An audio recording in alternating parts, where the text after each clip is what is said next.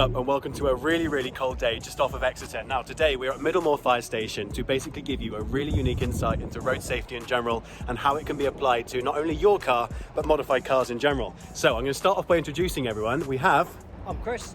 I'm Max. Hi, I'm James. We make up part of the road safety team within Devon, Somerset Fire and Rescue. Welcome to Middlemore. So guys, as mentioned earlier, this is Max and I'm going to quickly let him describe what it is that he does here and then I'm going to show you something really exciting. So I'm the road safety officer for Devon and Somerset Fire and Rescue Service, and today we've got a unique opportunity to work with George and show you some of the tools that we've got to get you out of the trapped car. Guys, you're going to want to stick around to the end of the video because we're going to show you how this could potentially save your life. Right, so Max, this is your time to shine. This Renault Clio has clearly been involved in a very serious accident, so please explain what happened, but more importantly, what was found in the system of the driver? Absolutely, George. Yeah, this Renault Clio was involved in a fatal road traffic collision where the 21-year-old driver did lose his life. During the post-mortem, he was found to have alcohol in his blood and also coke and ket, which no doubt led to this collision. Now, thanks to Devon and Somerset Fire and Rescue Service, there is actually this printout right here which we're able to show them. So guys, maybe this is your chance to pause today's video, but just for those wondering, I will read it out as well. Now the driver, a 21-year-old male, lost control and left the road colliding with a tree. Also in the vehicle were 4 passengers. The other occupants suffered injuries of various severity, ranging from serious life-threatening to cuts and bruises. It was established at the post-mortem that although there was alcohol in his system, he was within the drink-drive limit. A combination of coke and ket was also present in his blood. Now this cocktail of substances would have been a key factor in the ability to lose control of the vehicle and undoubtedly would have been a contributing factor to the fatal collision. Okay, we're here at Middlemore Fire Station today with Devon and Somerset Fire and Rescue, and as you can see behind me, we've got a crash car. Now this is one of those examples that I've spoken about on some of the other videos, and this is where it's all gone horribly wrong. Now for this one, people will tell you that speed doesn't kill. It has on this occasion. Okay, this car was doing 70 miles an hour in a 20. Unfortunately, the drivers died, and there were 4 other passengers in this car that have had serious or life-threatening injuries as a result of this collision. Now, after the accident, the bloods were tested on the driver and he was found to have had both alcohol and drugs in his system. Now, we spoke before on one of the previous videos about Section 4 of the Road Traffic Act, which is about impairment and not the limits. Okay, so the driver was under the legal limit for alcohol, but under Section 4, he's still impaired, and that's why we use Section 4, because this has happened as a result of speed and about the use of drink and drugs. So I know what I would do turning up at the scene of an accident, but let's hear it from fire. So Chris, if you turned up to something like this, where would you go? What would you do? Okay, so hi Owen. For me, turning up to an incident with this particular vehicle, the first thing I'll be looking for is how many casualties, how many people are involved, are there any other vehicles? We work alongside with all of the emergency services. We all know what we're doing together. Modifications are really important to us. What's been done to this car since it came off the production line? As you can see, this has hit a tree. Trees don't move. We talk about the sacrificial seat within the fire and rescue service and certainly within the emergency services with the police. Owen, I think you're probably very familiar with the sacrificial seat. Chris, just tell us a bit more about why it's called a sacrificial seat. So the sacrificial seat is the front passenger seat.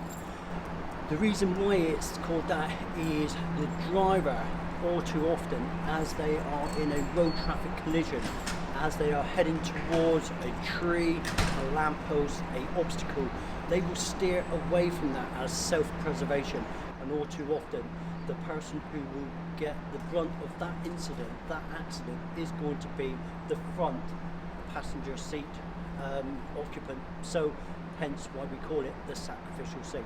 As promised at the beginning of the video, we're going to show you what some of our tools are capable of. I'm going to bring Max back into the video again. Max, can you come on in? This is our cutters. It's just like a giant pair of scissors and it can pretty much go through most things. We're going to give you a quick demonstration, a quick show and tell of what it's capable of. This could potentially save your life. Okay Max, are you ready? If you put the visor down, mate.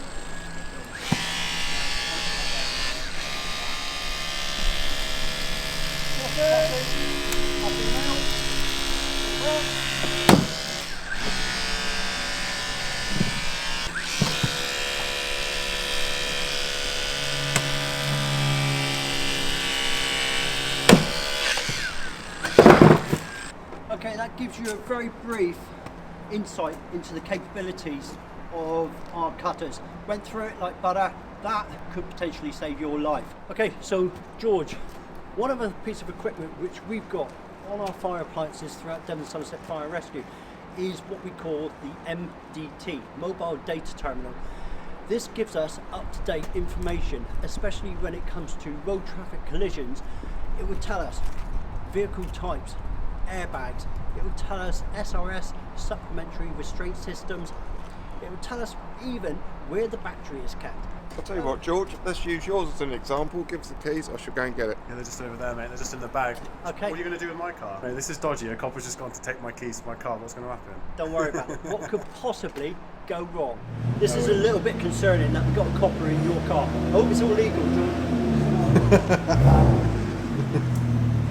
Oh my gosh. Does he know how to turn this thing off? Honestly. We're going to get all the data, all the details from this. We'll put it in on our MDT, and then that will give us everything we need to know to be able to carry out a safe extrication on this vehicle. You're such a donkey.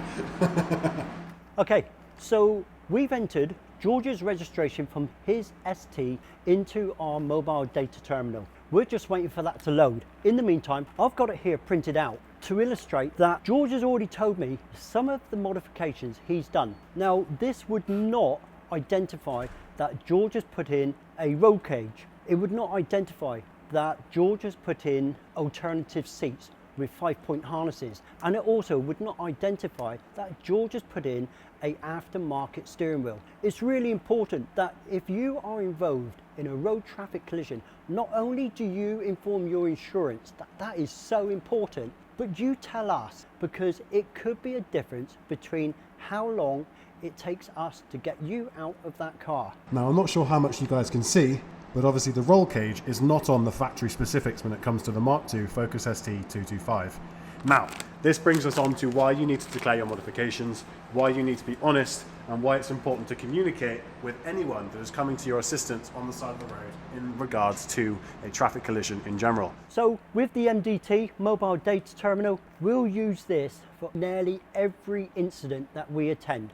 It can give us up-to-date information on vehicle types, make, model, where the battery's stored, where the airbags are, but it's not just used for that. It's used for chemical incidents, it's used for fire-related incidents, and it gives us up-to-date information. Really, really crucial and really important for our safety within the fire service. So as we're now heading towards the end of the video, let's go and take a quick look around the station, see what's going on. Now, to ensure we're COVID safe, there's going to be areas we cannot go in, but let's start with our fire appliances. Okay, so over on our far side, we've got 5.9 Papa 1, which is our main frontline appliance away from Middlemore, followed by our heavy rescue tender, and behind us here, we've got 5.9 Papa 2. Okay, so as we go around, we're going to go around by the firehouse and drill tower. As you see, our drill tower, firehouse here at Middlemore, and as we approach our training area for RTCs, very, very well equipped with a pit, as you can see over here on the far side, and many vehicles of different degrees, whether it's four-wheel drives, tractors, 3-car saloons, 5-door saloons, even a lorry set up. So we're going to be bringing you, with George GCM, in the near future, lots more exciting things about the road safety team and how we in Devon Somerset Fire and Rescue keep you safe.